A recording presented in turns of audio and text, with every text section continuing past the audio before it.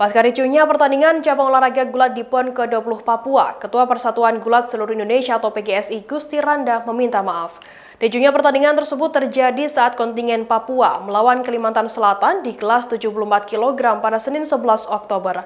Gusti juga menuturkan penyebab terjadinya kericuhan yang terjadi di Gor Hiyat Sai Trikora Merauke.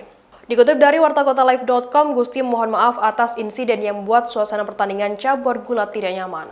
Kericuhan tersebut terjadi saat kedua kontingen bertanding untuk memperebutkan medali perak. Gusti menuturkan kericuhan tersebut terjadi karena ada ketidakpuasan dalam sebuah pertandingan. Menurutnya, persoalan tersebut memang kerap terjadi di dalam sebuah pertandingan.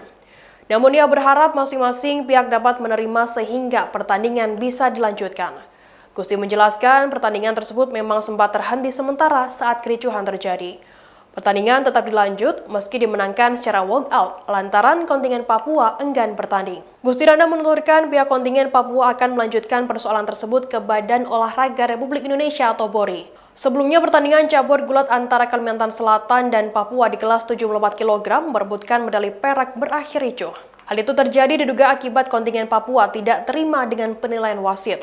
Dalam video yang didapat oleh Tribun Video, tampak kontingen Papua sempat merusak fasilitas di arena pertandingan. Tanya itu wasit pun dikejar oleh kontingen, namun wasit sempat menghindar dari kejaran tersebut.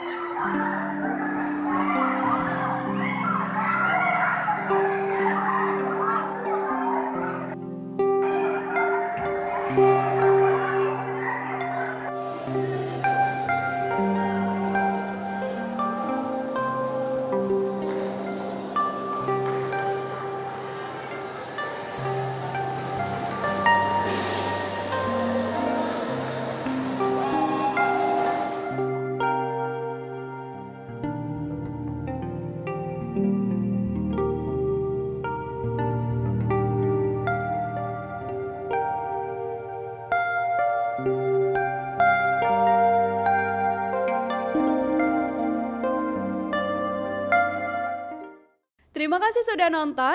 Jangan lupa like, subscribe, dan share ya.